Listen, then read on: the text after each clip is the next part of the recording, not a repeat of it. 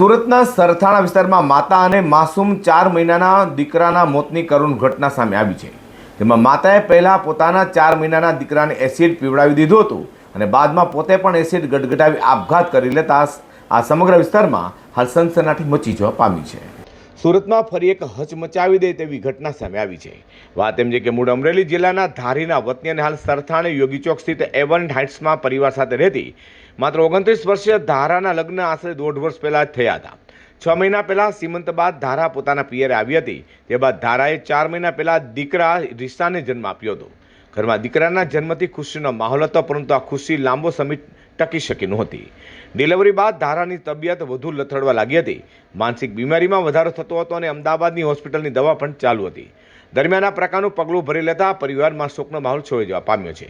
ત્યારે પોતાના 4 મહિનાના માસૂમ દીકરા રિશાન મનીષ કોટડિયાને એસિડ પીવડાવ્યા બાદ પોતે પણ એસિડ પીધો હતો।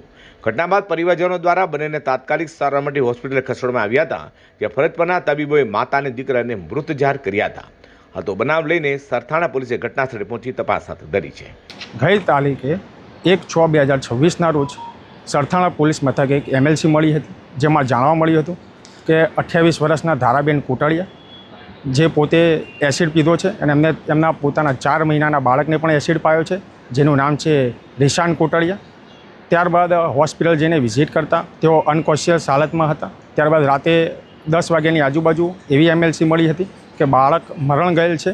ત્યારબાદ હોસ્પિટલ જઈને ફરિયાદ લેતા ફરિયાદી શ્રી મનીષભાઈ, જેઓ મરણ જનાર છે ધારાબેન કોટડિયા જેમના પતિ છે, તેમને જણાવ્યું હતું કે તેઓને છેલ્લા 4 વર્ષથી મગજની આંચકીની બીમારી હોય, તેઓ ત્રાસી જઈને આ આપઘાત કરેલ છે તથા બાળકને એસિડ પીવડાવીને એમનું મોત નિપજાવેલ છે। પ્રાથમિક તપાસોમાં જાણવા મળેલ છે, અત્યાર સુધીમાં કોઈ એવું તથ્ય જાણવા મળેલ નથી। આ ઘટના જે બની છે એમના પિયરમાં બની છે। પોલીસે પ્રાથમિક તપાસમાં પારિવારિક કારણોસર પરિણીતાએ પગલું ભર્યું હોવાની આશંકા વ્યક્ત કરાઈ રહી છે।